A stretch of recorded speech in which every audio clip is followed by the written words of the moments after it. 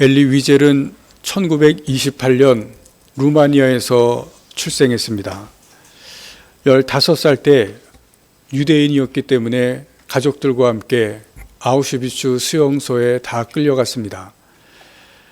어머니와 동생은 가스실에서 처형이 되었습니다.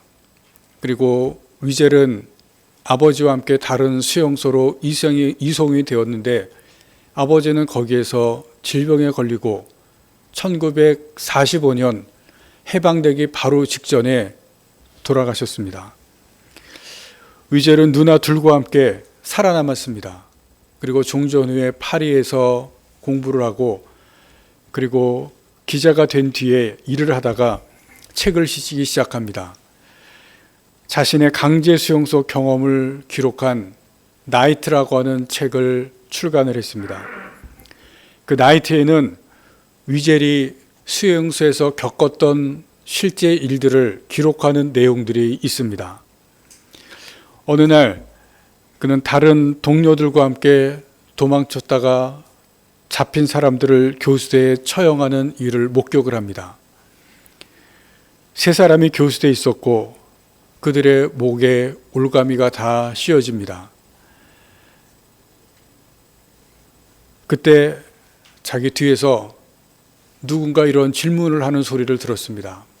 하나님은 어디 계신가? 그는 도대체 어디에 있는가? 그 질문을 들었을 때 위젤의 내면으로부터 음성이 들려오는 것을 듣습니다. 나는 저 교수대에 있는 사람들, 그들과 함께 있다.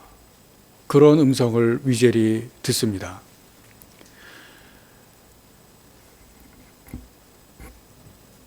사람들이 교수대, 그들의 목에 올가미가 다 씌어지는 상태에서 수용소 소장이 크게 외치면서 신호를 보내자 새 의자가 발에서 떨어져 나가고 교수형이 처해졌습니다.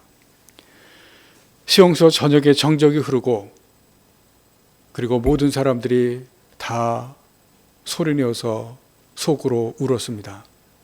그리고 독일군들이 처형된 사람들 앞으로 수용소 갇혀있는 사람들을 다 지나가도록 그렇게 명령을 내렸습니다. 사람들이 지나가고 그리고 위젤도 그 앞을 지나가게 되었는데 2사람은 이미 목숨이 끊어지고 숨을 거두었습니다. 그런데 그 중에 한 사람은 아직도 죽지 않고 목에 올가미가 씌어진 채 살아 있었습니다. 2사람은 어른이었는데 살아있는 그 사람은 어린 소년이었습니다.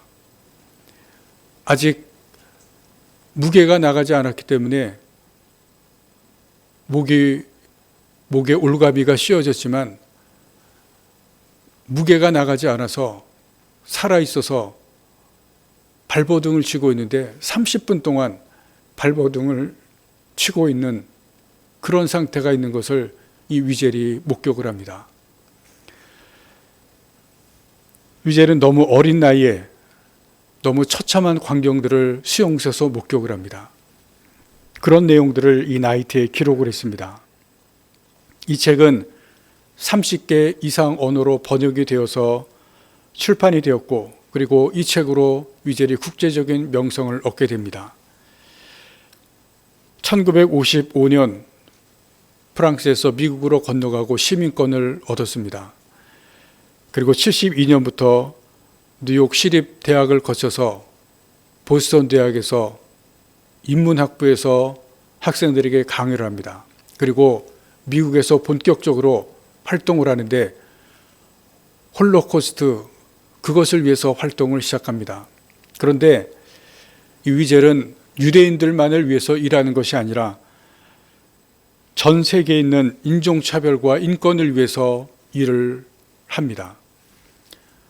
억압받는 니카라과의 소수 부족, 또 군사정권 치하에 있는 아르헨티나의 행방불명자들, 또 캄보디아 난민, 쿠르드족, 아프리카 기아와 대량 학살의 희생자들, 또 잘 아시는 남아프리카 공화국 아파르트 헤이트 피해자들, 그리고 옛 유고 내전의 희생자들, 그들을 위해서 활동할 뿐만이 아니라 그들을 위해서 목소리를 냅니다.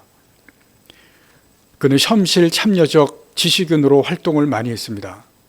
그래서 1986년 인종차별 철폐와 인권 신장을 위해서 노력한 공으로 노벨 평화상을 받았습니다.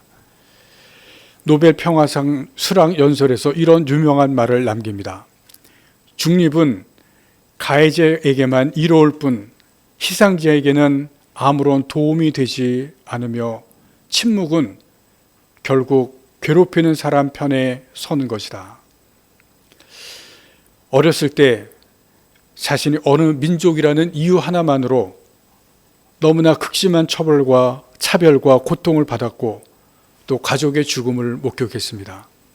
그래서 일생을 인종차별, 인권말살 이런 것과 싸우면서 저항하고 그리고 침묵하지 않았습니다.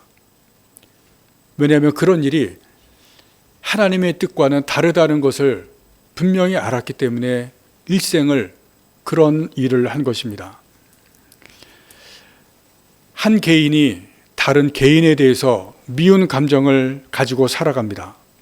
그러나 그것뿐만이 아니라 한 종족이나 한 민족이 다른 종족이나 다른 민족에 대해서도 미운 감정을 가지고 있기도 합니다. 오늘 본문의 말씀은 그런 내용입니다.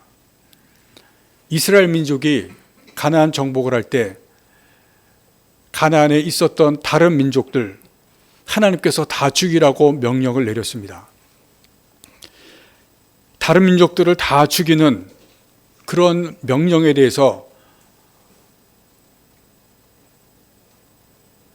믿지 않는 사람들이 그 부분에 대해서 많은 이야기를 하지만 성경에 보시면 하나님의 그 명령은 가나안 민족의 죄악이라고 분명히 말씀합니다. 죄가 땅에 가득 차면 여러분 거기에 대해서는 하나님은 분명한 심판을 내리십니다. 하나님의 심판은 즉각적이지 않습니다. 개인에 대해서는 즉각적인 심판이 내리지만 어떤 공동체에 대해서는 하나님께서 심판의 저울을 가지고 계십니다. 하나님의 저울이 죄악의 심판이 그 사람들의 공동체의 죄가 하나님의 저울에 가득 찼을 때 하나님께서 그때까지 기다리시다가 하나님의 심판의 때가 되면 하나님께서 그때 심판을 내리는 것을 성경은 분명히 말씀합니다. 가나안 민족들이 하나님의 심판의 저울에 가득 죄가 찼기 때문에 하나님께서 가나안 민족들에게 심판을 내리십니다. 그 가나안 민족 중에 아모리라고 하는 민족이 있습니다. 그리고 그 아모리 민족 중에 기브온이라고 하는 족속이 있습니다. 오늘 읽은 본문 중에 2절 말씀을 다시 보겠습니다. 기브온 사람은 이스라엘 족속이 아니요 그들은 아모리 사람 중에서 남은 자라. 아모리 족속 중에 기브온이라고 하는 민족, 기브온이라고 하는 족속이 있었습니다. 우리나라로 본다면 하나의 성을 가진 사람들입니다. 이 시족이라고 볼 수가 있습니다. 김씨성을 가진 그러한 사람들이라고 우리가 예를 들어서 볼 수가 있습니다. 여호수아가 가나안 정복을 할 때 이 기브온 족속이 있었습니다. 이스라엘 민족이 가나안 정복을 하는데 승승장구 전쟁마다 다 승리를 합니다. 그래서 이스라엘 족속이 이제 자기들도 정복할 것이라고 하는 그러한 마음 때문에 두려워합니다. 그래서 가나안에 살지 않는 족속처럼 자기들 대표들을 꾸미고 그리고 여호수아에게 대표를 보내는데 다 곰팡이 난 빵을 대표들에게 가져가게 하고 그리고 다 헤어진 옷을 입히고 여호수아에게 보냅니다. 그리고 여호수아와 평화 조약을 맺습니다. 이 조약은 서로 전쟁하지 말라 그리고 서로 죽이지 말자 이런 조약입니다. 여호수아가 이 사람들에게 속습니다. 그리고 평화 조약을 맺습니다.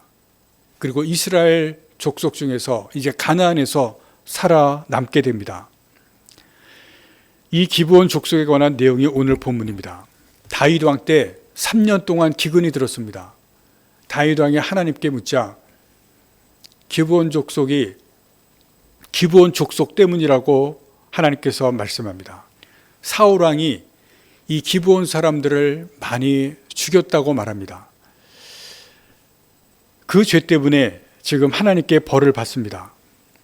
다윗이 이 문제를 해결을 하는데 기브온 사람들을 불러서 묻습니다. 내가 너희들에게 어떻게 하면 좋겠느냐? 그러자 기브온 사람들이 사울 왕의 후손들 중에 7명을 우리에게 주면 우리가 그 사람들을 다윗의 고향에서 하나님 앞에서 죽임으로써 해결을 하겠다. 그렇게 대답을 하고 해답을 얻습니다. 우리가 이 말씀을 보면 이해되지 않는 부분들이 나옵니다.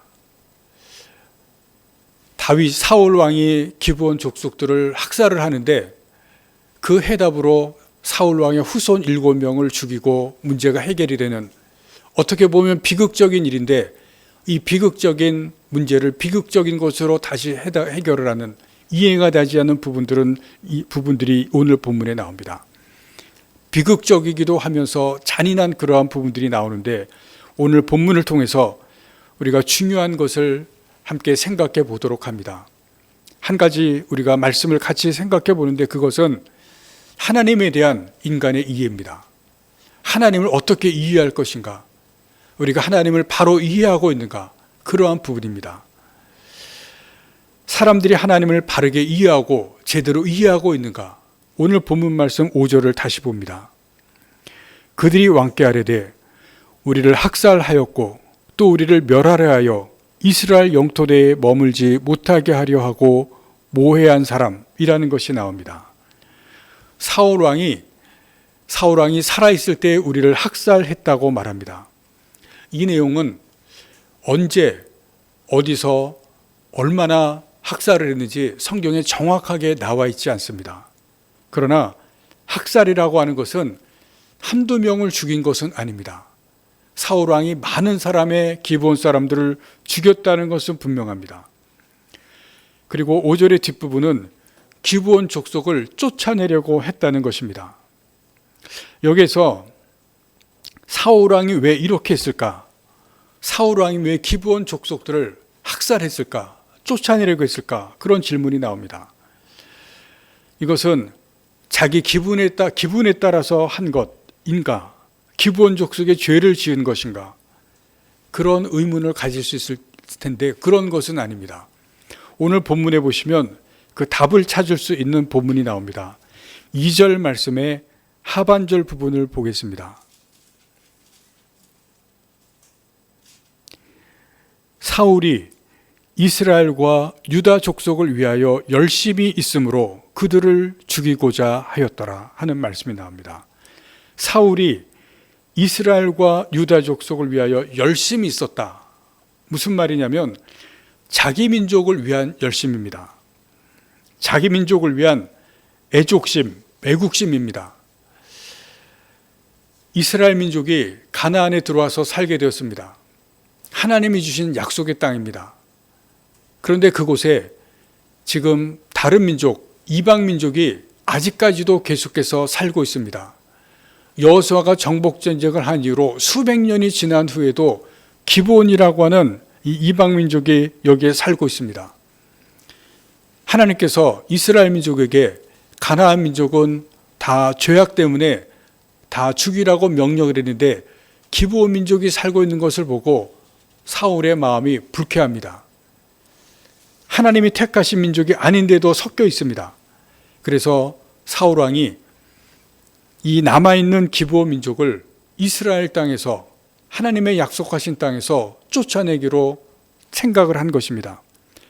그래서 자기 민족을 위한 열심으로 그들을 죽이고자 하였더라. 2절 말씀에 그렇게 기록이 되어 있습니다.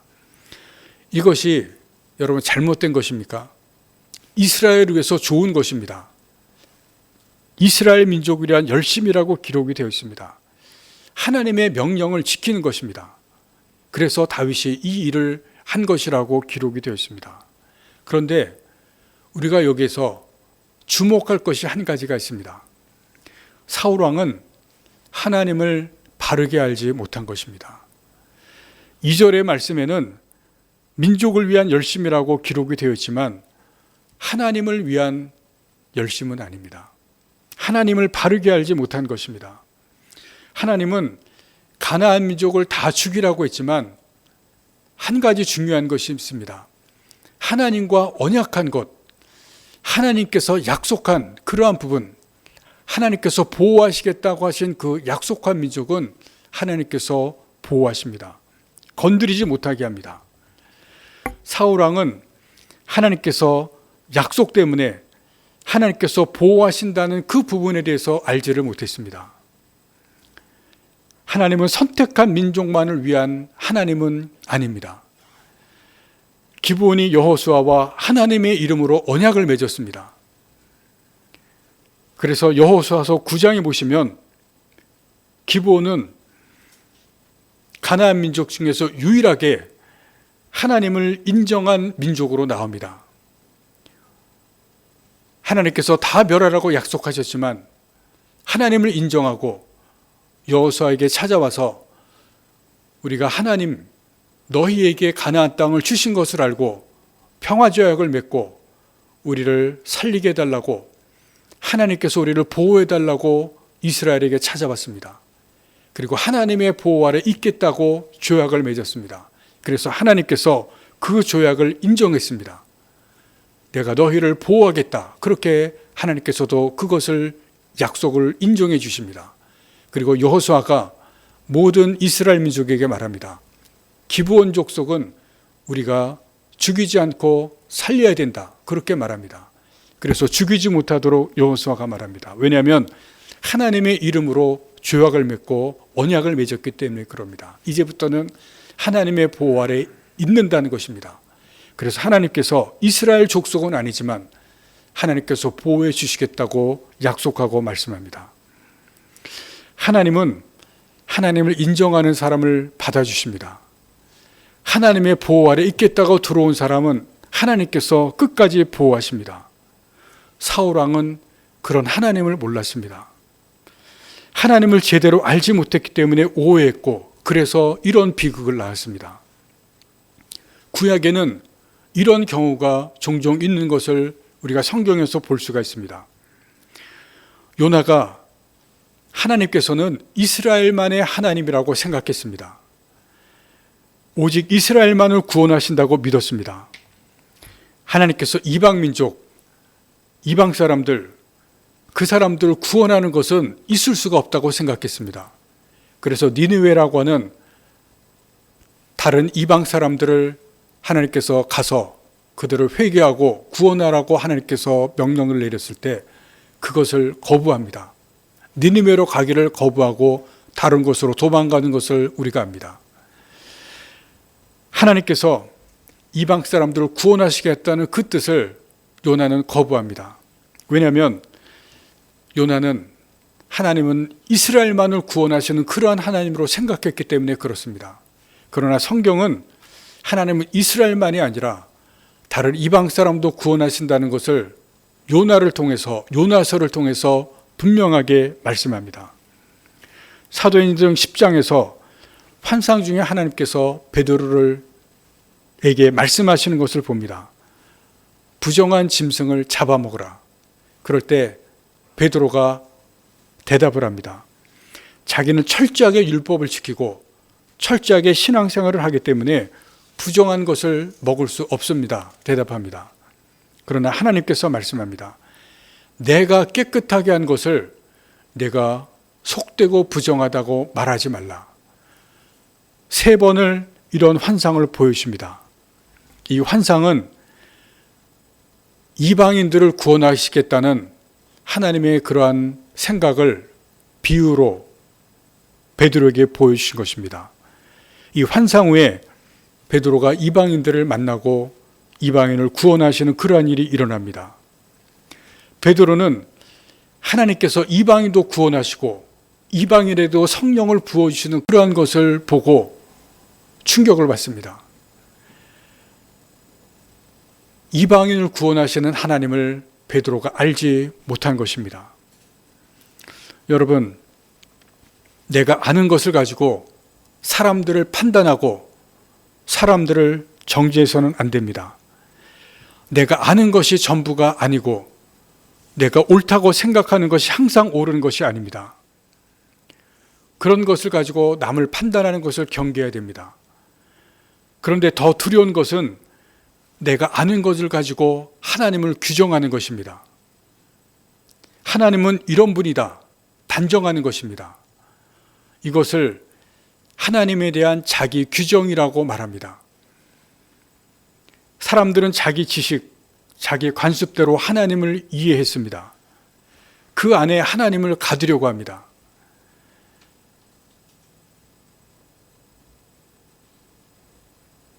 내 관습과 내 지식, 그것과 다르게 하나님께서 행동하면 그 하나님을 이해하지 못하고 그 하나님을 깨닫지를 못합니다.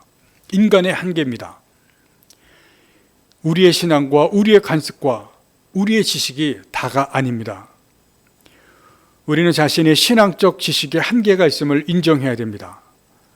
사람은 하나님을 아는데 한계가 있음을 알지만 잘 잊어버립니다. 그것을 깨닫기는 하지만 우리가 살아갈 때 잘 잊어버린다는 것이 문제입니다. 우리가 하나님께 가지는 자기 규정을 깨뜨리고 거기에 하나님을 가두는 잘못을 하지 않기 위해서 우리에게 필요한 것은 하나님을 아는 것입니다. 우리가 길에서 하나님을 인도함을 받기 위해서 우리가 하나님을 잘 알아야 됩니다. 그럼 우리가 어떻게 하나님을 알 수가 있습니까? 우리가 하나님을 아는 길, 아는 방법, 그것이 무엇입니까? 여러분, 우리가 누군가를 알기 위해서, 어떤 사물을 알기 위해서는 그것에 대해서 관심을 가져야 됩니다. 사람들에 대해서 관심을 가져야 됩니다. 그리고 친해지는 과정을 거쳐야 하고, 그리고 깊이 알아가는 단계에 이르러야 됩니다. 아침고욕 수목원, 여러분 들어보신 적이 있으시고 가본 적이 있을 겁니다. 그것을 만드신 한상경 교수는 그것을 만들기 전에 나무에 대해서 관심을 갖기 시작했습니다. 처음이 관심입니다. 나무에 대해서 관심을 가지고 유학도 다녀오고 그리고 나무와 친해졌습니다. 많은 나무들을 심으면서 그리고 기르면서 나무와 친해지고 그리고 나무에 대해서, 식물에 대해서 알아갔습니다. 많은 식물을 알아가고 그러면서 외국에서 많은 식물원들을 보면서 우리나라에도 이런 정원을 만들면 좋겠다. 그리고 생각하면서 1993년에 처음으로 아침고요 수목원이라고 하는 그런 우리나라의 큰 식물원을 만들기 시작했습니다. 갔다 오신 분들 아마 우리나라 이런 식물원이 있어서 너무 좋다고 생각했을 것입니다. 나무에 대해서 처음에 관심을 가지고 그리고 친해지고 그리고 나무를 알아간 그분이 그 아침고요 수목원이라고 하는 그런 좋은 식물원을 우리나라에 만들었습니다. 그러면서 이 한상경 교수가 지금 그 병에 걸렸는데 자기가 하나님 나라에 갈 날이 많이 남지 않았다고 이야기를 합니다. 그러면서 하나님 앞에 가면 자기는 이 말 한마디 할 것이라고 이야기를 합니다. 하나님이 너 이 땅에서 뭐 했냐 물으면 나는 나무 심다 왔습니다. 그 얘기를 할 거라고 합니다. 그 얘기를 하기까지는 말씀드린 대로 많은 나무들을 알아가는 그러한 과정을 거쳤습니다. 여러분, 하나님도 마찬가지입니다. 우리가 하나님을 아는 것, 하나님에 대해서 먼저 관심을 가지는 것입니다. 여러분은 어디에 관심을 가지고 있습니까? 여러분 한번 생각해 보시길 바랍니다. 나는 어디에 관심을 가지고 있는가? 여러분 각자 하는 일에도 관심을 가지고 있을 것이고 가정에도 관심을 가지고 있을 것이고 각자 관심을 가지고 있는 것이 있을 것입니다. 여러분이 하루의 일과가 시작이 될 때 가장 먼저 관심을 가지고 있는 것은 여러분의 마음을 차지하고 있는 그 부분이 가장 먼저 관심을 가질 것입니다. 그러면 그 부분이 여러분과 가장 가까운 것이고 그 부분이 여러분이 가장 많이 알아가는 것일 것입니다. 여러분, 그런데 여러분, 하나님에 대해서는 얼마나 관심을 가지고 있습니까? 하나님에 대해서 먼저 관심을 가져야 하나님을 알아갈 수가 있습니다. 하나님에 대해서 먼저 관심을 가질 수 있기를 바랍니다. 여러분, 그리고 그 다음에는 하나님과 친해지는 것입니다. 하나님과 친해지기 위해서는 여러분, 하나님께 가까이 가야 됩니다. 하나님도 말씀하십니다. 야고보서 4장 말씀을 보시면 하나님을 가까이 하라. 그러면 너희를 가까이 하시리라 말씀합니다. 내가 하나님께 가까이 가야 하나님께서 나에게 가까이 오시고, 가까이 가면 하나님께 친해집니다. 여러분, 친하면 어떻게 됩니까? 사람과 친해지면 그 사람을 아는 것이고, 사물과 친해지면 그 사람을 아는 것이고, 일을 친해지면 그 일을 내가 더 알게 되는 것입니다. 하나님과 친해져야 하나님을 알 수가 있습니다. 그리고 친해지면 하나님을 더 깊이 알아갈 수가 있습니다. 하늘에 있는 별들, 여러분, 우리가 그 별들은 너무 멀어서 알 수가 없습니다. 그 별들을 토성이나 목성이나 그것을 알기 위해서는, 보기 위해서는 천체 망원경을 통해서만 그 별들을 관찰을 할 수가 있습니다. 지금 코로나 바이러스가 다 유행을 합니다. 코로나 바이러스를 보기 위해서는 전에도 한번 말씀을 드렸지만 전자 현미경을 통해서만 볼 수가 있습니다. 육안으로는 절대로 볼 수가 없습니다. 천체 망원경이나 전자 현미경, 여러분, 이런 것을 통해서 하늘의 별을 보고 또 바이러스를 봅니다. 여러분, 하나님을 알기 위해서는 하나님을 알 수 있는 채널이 필요합니다.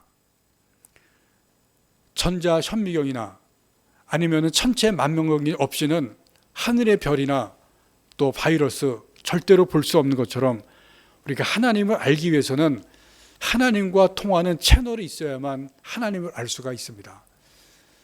하나님과 통하는 채널, 여러분, 그것을 하나님을 알 수 있는 그 채널을 하나님께서 우리에게 주셨습니다. 바로 성경이고 기도입니다. 그 채널을 통하지 않고는 우리가 하나님을 제대로 알 수가 없습니다. 여러분, 차를 타고 가시다가 라디오를 듣기 위해서 라디오를 틀을 때 채널이 맞지 않으면 잡음이 들립니다. 채널을 정확히 맞춰야 내가 듣고 싶은 라디오 방송을 들을 수가 있습니다. 하나님께서 우리에게 주신 이 성경, 그리고 하나님께서 우리에게 주신 기도할 수 있는 그 기도, 여러분, 이것을 통해서 우리가 가장 분명하게 하나님을 알아갈 수가 있습니다.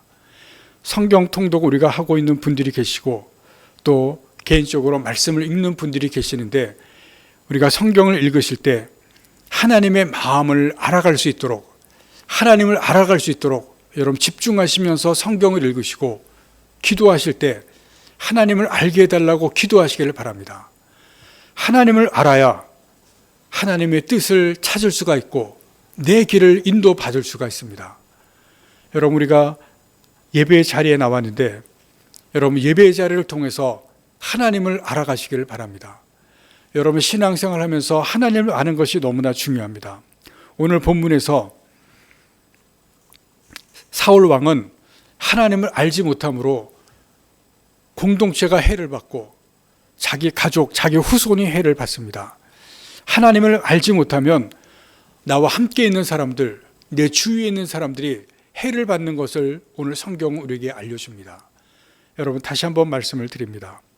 우리가 무엇보다도 하나님을 잘 알아가시는 여러분들이 되기를 바랍니다. 하나님께 가까이 가시되 우리에게 주시는 이 채널, 말씀을 통해서, 기도를 통해서 하나님을 알아가시는 여러분들이 되시기를 간절히 바랍니다. 오늘도 우리는 이 예배의 자리에 나왔습니다. 오늘 이 말씀을 통해서 예배 자리뿐만이 아니라 우리의 삶의 자리에서 하나님을 잘 알아가심을 통해서 내게 주시는 하나님의 뜻을 살피시고 무엇보다도 하나님의 인도함을 받아갈 수 있는 여러분이 되시기를 간절히 바랍니다. 순간순간 하나님을 더 깊이 알아갈 수 있는 여러분이 되시기를 간절히 바랍니다. 기도하시겠습니다.